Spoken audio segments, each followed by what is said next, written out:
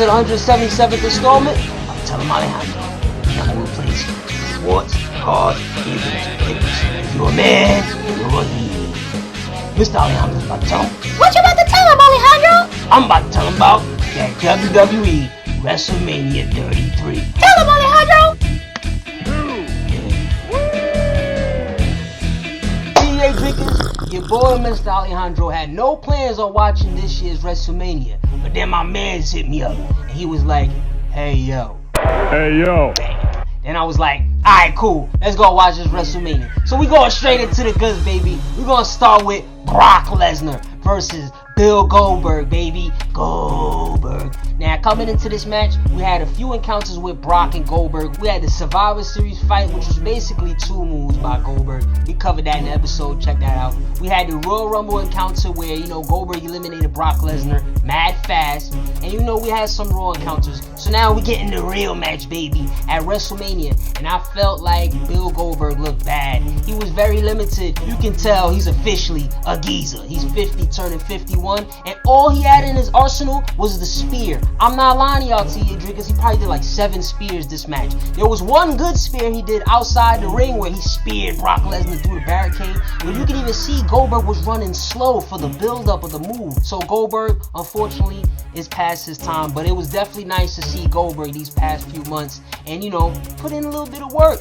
He tried a few jackhammers. That's all Goldberg had, spears and jackhammers. Now, as far as Brock was concerned, he looked like he still got some more years in him. He was putting in some work, but he ain't do that many moves. All he did was the German suplex. And everybody was just counting because, that's Suplex City. Paul Heyman did a little something before the match where he introduced Brock to get the crowd a little hype. But all Brock was really doing was German suplex over and over and over, and then F5s here and there. So that match, it went kind of how I expected it at this point in time. Brock's 40, Goldberg's 50. Should have gave us this match years ago so we could have got a better wrestling match. Nonetheless, I'm happy they got it popping, baby. We gotta talk about the Undertaker. They had him retiring this WrestleMania, baby. I sensed something was up when Brock Lesnar versus Goldberg was not the main event. They had the Undertaker's match as the main event. That's when I knew something's a little fishy. Because Undertaker wrestles mad times every single WrestleMania, right? Whereas Goldberg, he hasn't been with the company for over 12 years. So I sensed at that point, this might be Undertaker's last match. Also, a lot of cats out here in these streets, they don't know that my man's Undertaker needs a hip. But he can't do the hip surgery without giving up his wrestling career. Because who wants to beat up the new hip the same way you messed up the old one? You feel me? He's been putting off this surgery for a few years now. That's just what I heard. It could be a few months. Nonetheless, here's one thing I certainly know. He's looking slower and slower, like he can't even move. Check this out. His entrance already takes long. So he starts coming out the ring. His lit music, boom. I'm like, wow, this is taking some time. I go warm up some food. 1 minute and 30 seconds specifically. Boom. I grab my juice. I go back to the WrestleMania. Boom. He's still coming out the ring. He like halfway. I'm like, woo. Now my food finishes warming up. I go get the food. Come back. He still even get to the steps where he's gonna do that thing where he opens up his trench coat. He rolls his eyes a little bit like a zombie. Boom. So now he finally does that. As far as the match, I thought it was okay. I've seen Undertaker look a lot worse. For example, a few years ago when he lost to Brock Lesnar at WrestleMania. Mid-match, he got a concussion. Now, we only found that out after the match. But you could tell during the match, something was wrong with him. So in my opinion, this match, he went through some tables here and there. For somebody with a bad hip, he didn't look immobilized. He looked like he had a few moves left to go out on a high note. With this match, I had a problem with him fighting Roman Reigns. Who the hell is Roman Reigns? Roman Reigns is a no-name bum. You can't have somebody like Roman Reigns defeat The Undertaker in Undertaker's final match.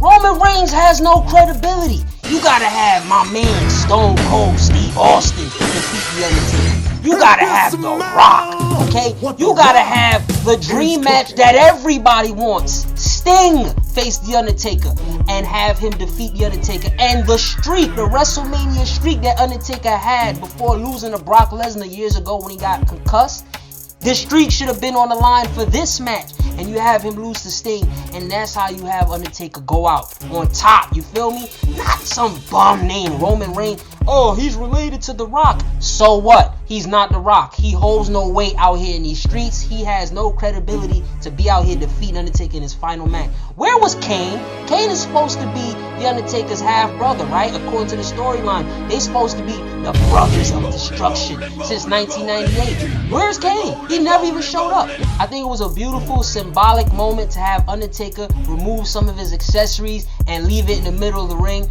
I thought that was nice, but like I said, man, you can't have the Undertaker losing to chumps like Roman Reigns at WrestleMania. Give me a break, Vince McMahon. Also, you could have had him either fight Sting, like I said, or even fight Kane. Make it an Inferno match. Make it a Hell in a Cell match. Make it a casket match. All these special matches that Undertaker has made famous throughout the years. Make it a big event. Because a lot of cats, if they didn't have that type of IQ like me, or that savviness where they see that this is the main event instead of Brock and Goldberg, they probably didn't really know it was Undertaker's final match until he started removing the gear at the end. So I feel like it could have been done a little bit better. But hey, at the end of the day, the Undertaker's gone. Thank you for all the great moments. You're a beast. Get that new hip, alright? So you could be out here hipping it in these streets.